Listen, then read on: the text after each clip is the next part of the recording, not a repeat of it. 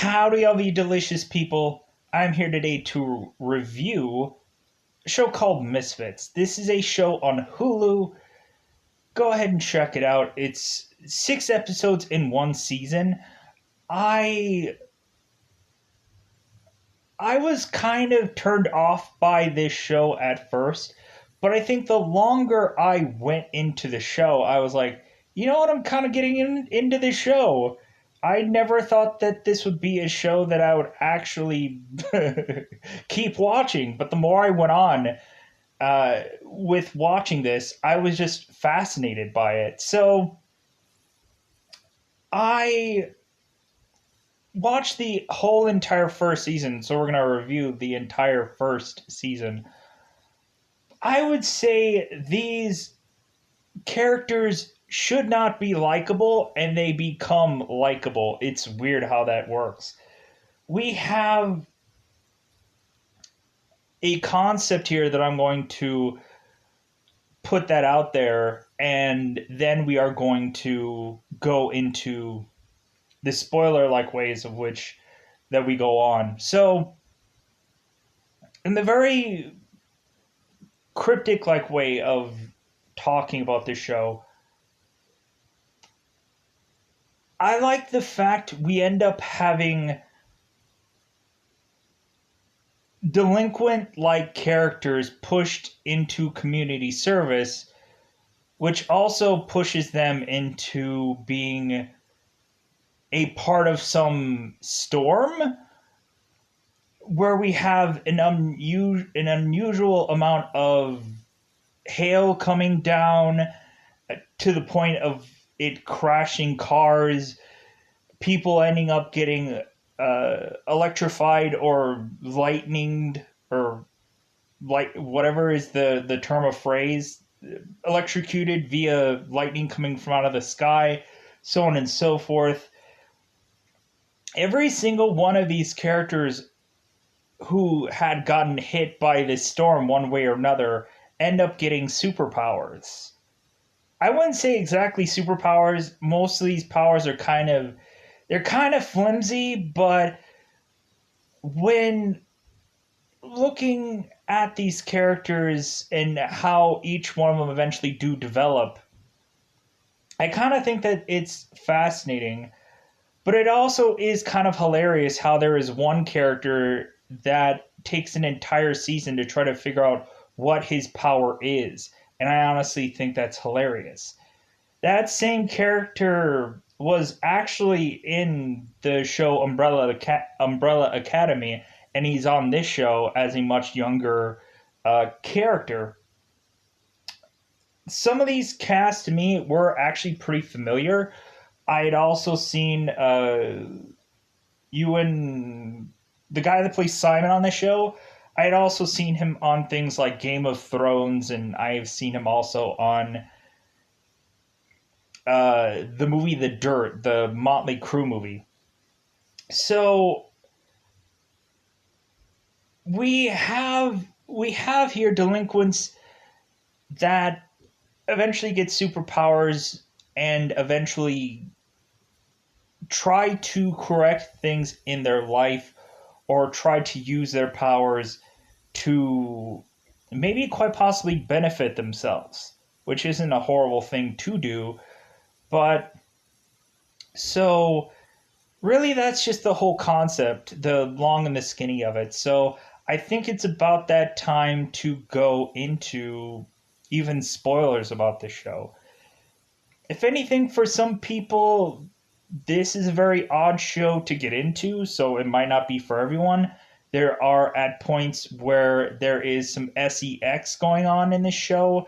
There is at one point in time an exchange between a character named Alicia and Curtis where they are just consistently every single day looking at one another and pleasing themselves. That seems to be a good portion of this show, is having these two characters looking at one another and pleasing themselves, because there's a whole entire reasoning for that. So I think it's about that time. I've spent almost my 5 minutes, so let's go into spoilers about this show. Really, some of these characters have the most bizarre powers, and so that's honestly what makes this show kind of interesting. Is you get a really odd barrage of powers going on here. So, what are they? So, we end up having Nathan, who doesn't know his power until the very last episode of this season. Kelly, we find out that she can hear people. She can hear people's thoughts. We have Simon, who bizarrely has to bizarrely shift his head bizarrely and then becomes invisible. Didn't quite understand that one. It seems that he can become invisible when no one is in the room with him. So, when no one is in the room with him, Simon can trigger his power to eventually become invisible and then eventually go and either attack somebody or do something. We have Alicia, who, when someone is to touch her or she is to touch someone, they end up getting almost absurdly aroused by Alicia and want to jump her bones. To the point of there being several interesting episodes where we're basically having Alicia either taking advantage of that or really to the aspect of like, well, I like this guy, so I'm going to get this guy. Because we end up having Curtis, who seems to more and more be interested with this girl, and we find out that Curtis is a track star of sorts that ended up in wrong place, wrong time territory. Speaking of time, Curtis can rewind time. He knows exactly what had happened previously, and so he can rewind time. It seems that at first Curtis can do it for a brief moment, but it seems that eventually we find that Curtis can do that even much more longer than we are to assume. Even to dedicate one episode with him going back to before he ended up getting sent to community service. So let's go in and basically we in the pilot episode we have one character that just basically goes in here, that's Gary, that basically goes into this episode to be killed off. So like one out of the people go and end up being killed. So we have these characters going to community service, and God, where is the one guy? I don't know the guy's name. Ugh. So we have these people going to community service. Storm ends up happening, and the community service leader who is telling them what to do eventually ends up turning into some kind of zombie monster that the longer the day goes along, he starts to get more and more angry. We end up having the characters all just like going about their day trying to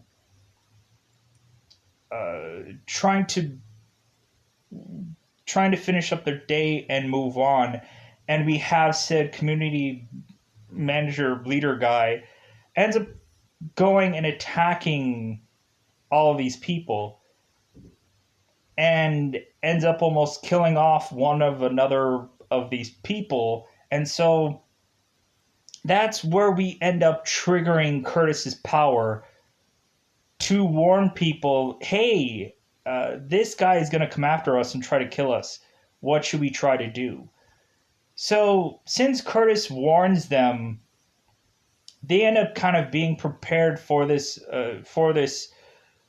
community service manager guy to come in, and so go and they they go and they take items and they attack him with it, and they end up killing him. And here's the thing: this guy attacked them, but when really looking at it, it's really going to look bad on their part because of how they are kind of the scum of life kind of thing. And so they end up all deciding just to bury the body, as well as also when they find Gary, who had been attacked by this guy, they end up just both burying the bodies and saying nothing about it. Eventually, there is a note on, I believe, Curtis's locker that says, "I know what you did," but that never really comes to anything. We have it to where the group is trying as much as possible to keep this secret, but it seems that Sally, who is now going to have to take care of these kids and be the new community manager, leader person, she is really going out of her way to try and solve this mystery of her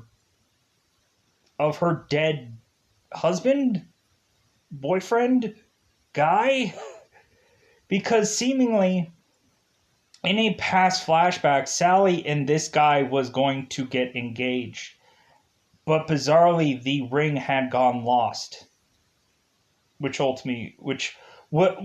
talk about. So we have it to where in an entire episode, we find out that Kelly has the power to hear everyone's voice in their brain.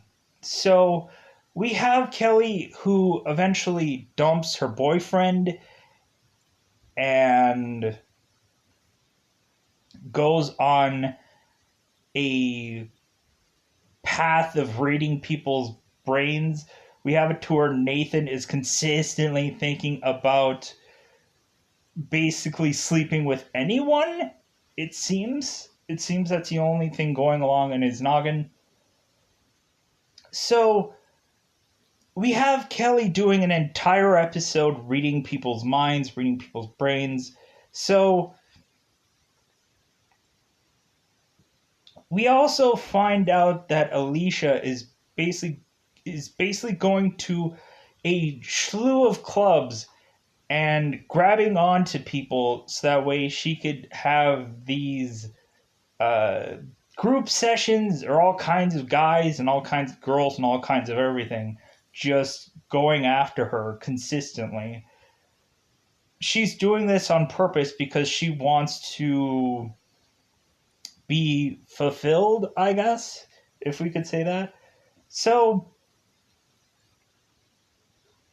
we eventually have Alicia going and grabbing Curtis, and they are to go at it within this bathroom stall. And we kind of force both Curtis and Alicia to get together, but Curtis was actually interested anyways, regardless. And so Curtis now has to say, "Hey, like I am actually interested in you. So, like, why don't we actually do something about this?" And so their response on doing something about it is going into some kind of garage-like section and kind of looking at one another and pleasing one another, or pleasing themselves by looking at one another, I mean. And they do that every day.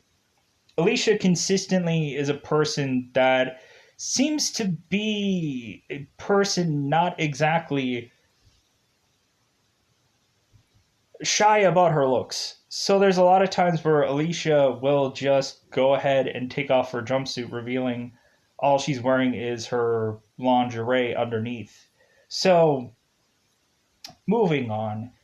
So, we have Sally, who is stubbornly trying to find and investigate all of these kids. She gets to the point to where she is going through their stuff, going through their things, and finding out that Simon had kept the credit card of the previous previous community service leader manager guy, and so Sally is trying as much as humanly possible to get inside Simon's head and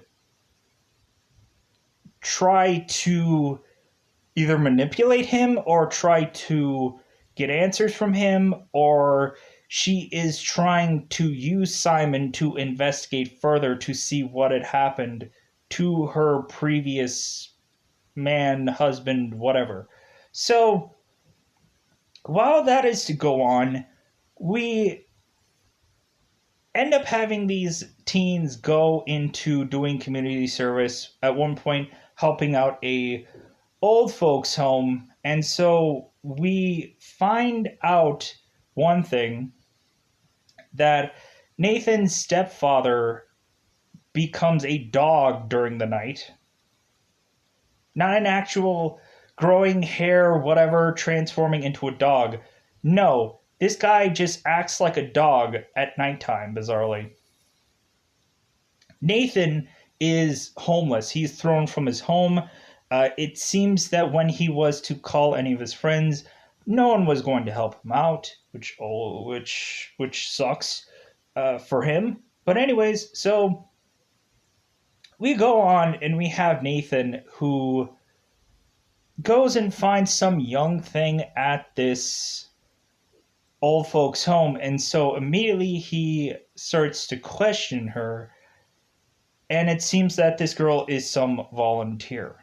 So he's like, oh yeah, well hey, I volunteer too. Yeah, you have to do community service. Well, that's kind of like volunteering, right? So we eventually have Nathan seemingly more and more being attracted to this girl that is volunteering at this community, or at this old folks home. And so Nathan ends up consistently taking a liking to this girl, even to the point of taking her home and having some bedroom business.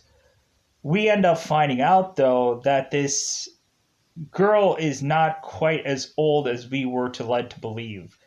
Because when Nathan and this girl are going at it in the bedroom, she is growing far much older than Nathan would enjoy. We find out that this girl can change her age from being young to being old to being young again. That is evidently her power. Every single one of these episodes, we're going to find a unique and or bizarre power that doesn't quite make any sense. Like, there is one girl that has the power and ability to make everyone bald, to the point to where Kelly becomes bald at some point, and they're trying to figure out why. Anyways, so we have, and Kelly ends up becoming bald because of some girl that she had a disagreement with who has the power of making people bald. So Kelly goes to that girl to eventually make amends, and in the end, like, it seemed Kelly wasn't all that really having a big issue about whatever that happened. So anyways, moving on. So Nathan has his girlfriend eventually change back to her elderly age, and Nathan just can't deal with it. But eventually he goes into accepting this girl being who she was. But Nathan ends up going and finding her dead. She ends up passing away. Nathan goes and looks at her photo scrapbook and then gives it back to her and is like, well, like, it's too bad. So we push on. So Sally is trying as much as possible to manipulate Simon, even to the point of chatting with Simon online as a different person that he is unaware of. So,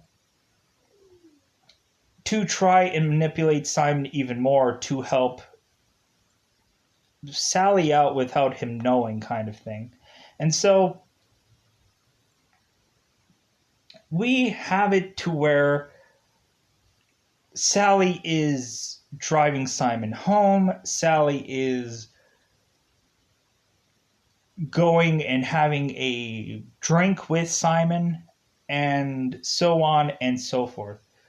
We have an entire episode dedicated to Curtis going back to try and avoid, and I'm skipping around a lot within this first season, so check out the entire season because I'm skipping around a lot. We have Curtis dedicating an entire episode to going back to prevent him from ever getting those drugs that made him get banned from racing, from running or whatever. So we have Curtis going back in time to prevent that day from ever happening. And it seems that he has to go back multiple times because in one instance, his girlfriend at the time ended up getting stabbed, and so Curtis had to go back yet again to do another attempt, so on and so forth. And so Curtis eventually goes and prevents himself from going to prison, and he goes back to current time. He goes back to current time to find out every single person that was involved in that, the community service thing. He found out that every single one of those people ended up dying from that guy that turned into a zombie and tried to attack all the community service people. The only person that survived was Nathan. And Nathan ended up saying that he was really lucky. Now I was like, well, is that his power? Is his power that he's just lucky? But no, we find out on the very last episode what actually his power is. So we have Curtis, who goes back to try to prevent his girlfriend at the time from going to prison, but he still gets banned from running and he still has to do community service. So if anything, he just slightly tweaks something. But we end up finding out that Nathan had gone to some location somewhere and had just started eating like trails mix from out of a container, and that had gotten Nathan into some trouble, which triggered us finally seeing Nathan's real biological father. And so we end up seeing where Nathan's life is going to head. Kelly seemed to have been with Curtis in this club that he was at, and Kelly ends up getting almost blackout drunk, but wakes up to eventually have her boyfriend at the time stealing a ring from some other vehicle and giving it to her as an engagement ring. And we have Alicia just being Alicia because, uh, like, I don't really know what her actual reasoning for why she was in community service. Maybe she just had nothing better to do. I don't remember what her actual story was, but we end up having Simon, who went to a said club to meet a friend because this said friend had texted him, but this said friend had said, "Oh, well, I know another person named Simon, so I texted you by accident." So I believe what Simon ended up doing was burning down this guy's house, making him going into being community service. Because we end up having Simon talking to Sally about what he had done to get him here. Because Simon and Sally were at a bar somewhere and they end up seeing Simon's old friend and they end up talking about it.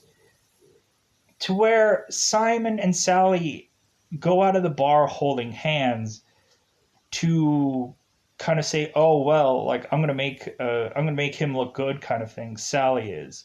So we have here Curtis going and repetitiously trying to prevent him from going to jail, going to prison, but it honestly just feels inevitable.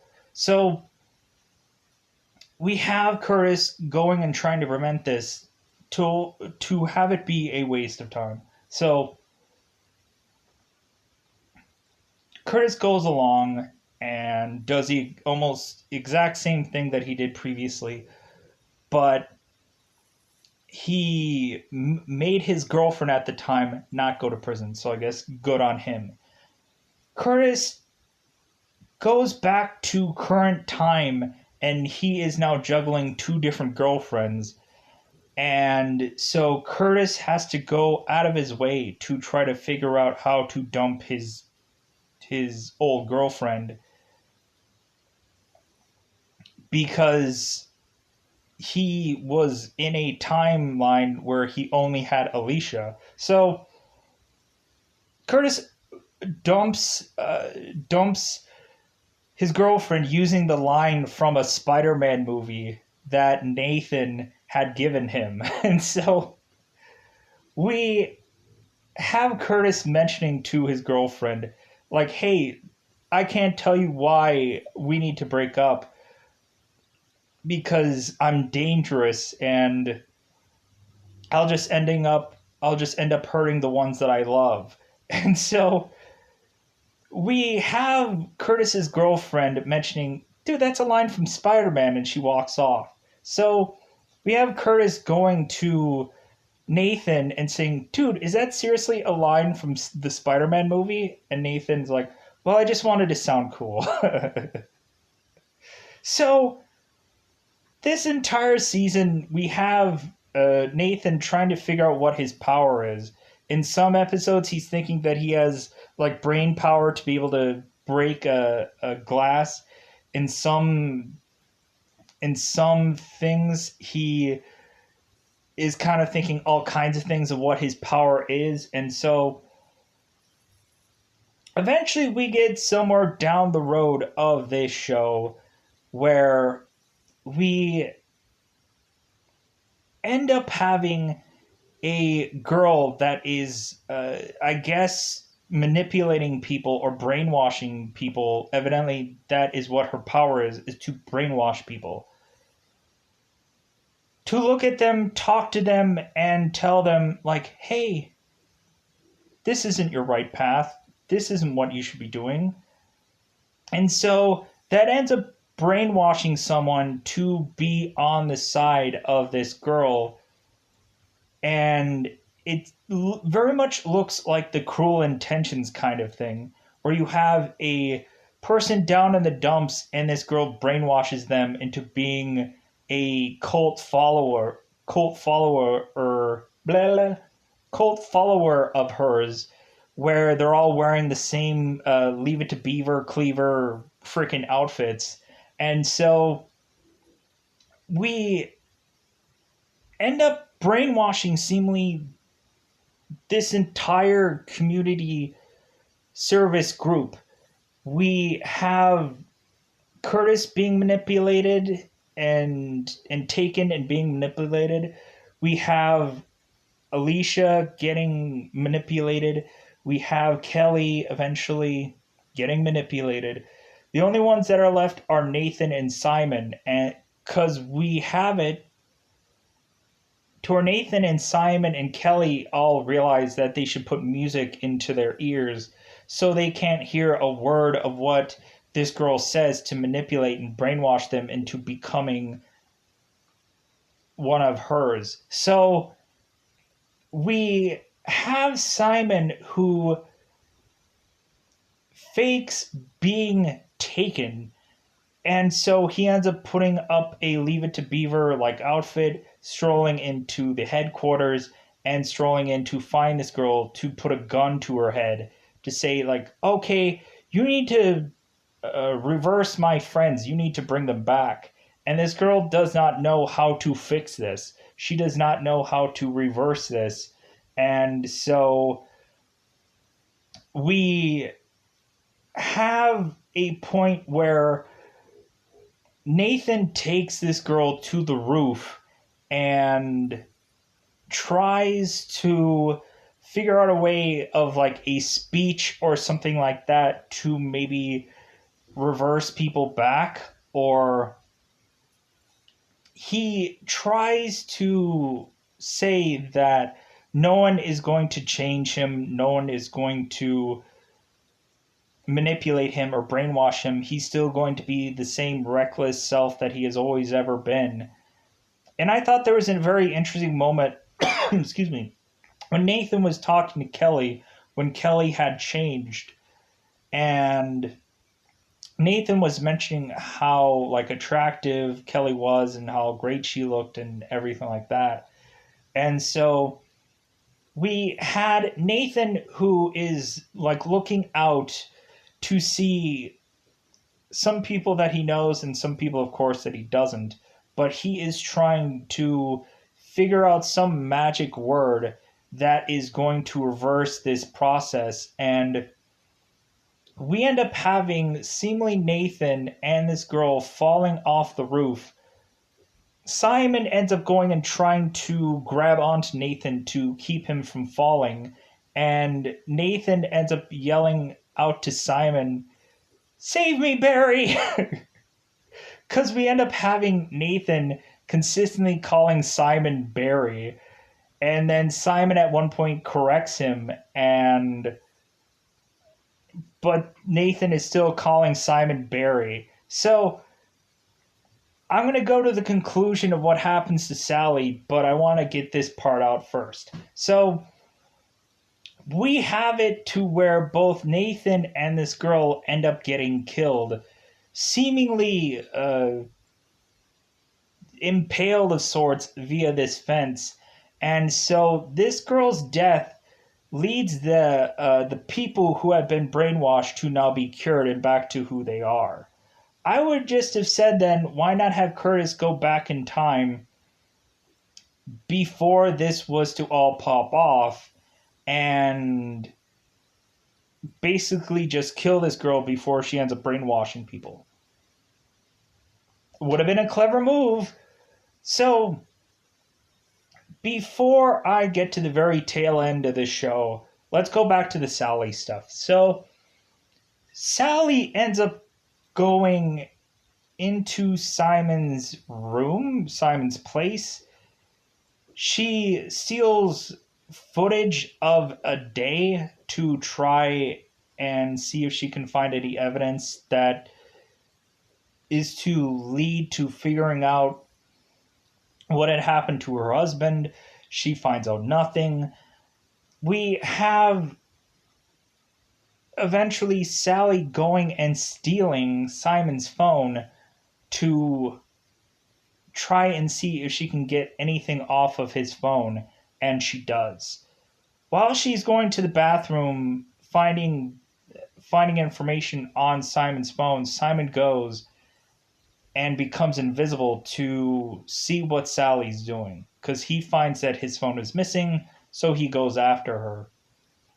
He goes after her to have Sally reveal that she was Shy Girl that was talking to him on the computer. She reveals that she wanted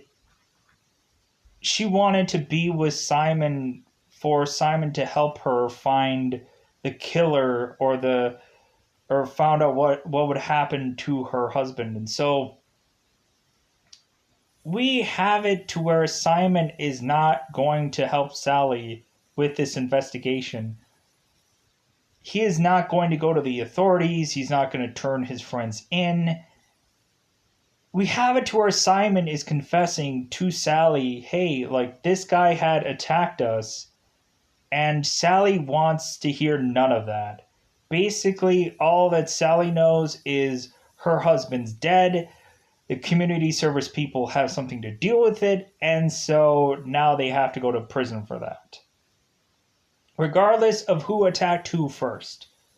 I honestly think if there would have been footage of this guy attacking these people, then all of this would have been cleared off in just an easy, breezy thing. But we don't have footage of that, so case closed, I guess. So we have Simon who has Sally run off, and Simon ends up using his powers yet again to attack Sally, to have her smash against a door, which ends up killing her, and Simon is leaving Sally in some fridge somewhere to, I guess, eventually just decay, or to eventually just... I'm waiting for someone to find this body. It's just a matter of time, unless Simon is going to bury the body or do something with the body somewhere. Plus, also, I think eventually these bodies are eventually going to be found somehow. And then what are these community service people going to do? It's not like any of these people have any fire powers to incinerate these bodies or cremate these bodies. So how exactly are they going to hide these bodies all that well? So here's the tail end of this season. So we have Nathan, who is now in funeral. He's dead. He is being buried. And so we have Simon, who gives Kelly a... hey, here's this compilation CD or DVD of Nathan saying all kinds of absurd things and doing all kinds of stuff. And so Kelly ends up watching it, and she ends up crying, and she's happy that Simon had done this for her. So we have it to where we are seeing a graveyard and a boatload of dirt to ending us having us see that Nathan had a power all along. What is his power? He's immortal. So when we are to assume that Nathan had died, we were incorrect. Nathan is actually fully fledgedly alive in his coffin. So we have Nathan listening to music in his coffin, which I'm like, okay, this outfit is very absurd. And why does Nathan have his iPod? Did they just throw him in a coffin? Like, what's going on here? Like, luckily, I guess Nathan is lucky that he wasn't incinerated, because what would they have done then? Does immortal, like, how far does immortal go with Nathan? I'm kind of curious. if he gets incinerated, does he just come back to life anyways? Because there's pieces of him still out there, aka his skin, or I don't know, his dead flakes of, I don't know. But we have Nathan who is yelling in his coffin, "Hey, I'm buried alive down here," and I am just like, oh my god, that looks awful. He is going to have to pull a Bruce Wayne. He is going to I don't know how Buffy had been buried alive at one point and had to try to get herself out of her grave. Eric Draven from The Crow had to try to bury himself, or had to try to get out of his coffin. So we'll see if conclusion of this story, how Nathan gets out of his coffin, because it's not like he can just call somebody. Wouldn't that be interesting if they had, and there was a video that I had watched of how to exactly get out of, if you're in a buried alive situation, how you can exactly get out of a coffin and such if you were buried alive. But we'll see how and if Nathan can be able to get out of his coffin, because when looking at it, yeah, it also depends on how far down you have been buried alive as well, because like you need to be able to have oxygen at some point. But from what I've read, if you put your shirt like over your head, and that kind of gives you like an air pocket a little bit. And the only thing, so now you have to get out of your coffin without actually seeing, basically, because that's pretty much what you have to do. So you have to put like a shirt over your head that basically covers your head, so that way you can continue having a air pocket of breath. And so then you'll have to just kind of figure out how to like break out of your coffin somehow, and then burrow your way into making your way up to the surface. Could they have could they have not buried could they have not actually buried Nathan though? Could they have not done like an alternative way to, instead of putting him in the ground, like putting him in some like other thing that could have made it a lot easier for him to maybe get out of? I don't know. They could have done any number of things to try to get Nathan out of. Maybe that would have been worse. I don't know, but when looking at it, yeah, I think that's all I wanted to talk about this first season. There were a lot of things that I probably skipped around about on this season, but I thought that this show was really fun, but it's something eventually you have to get invested in. But I enjoy this nonetheless. So I'm probably going to go into further on seasons, and a lot of people would be like, why? Depending on how well or unwell this show goes into, maybe I'll just kind of skip around and maybe I'll just watch it anyways. But I am going to get out of here. Goodbye, everybody. Goodbye, everybody.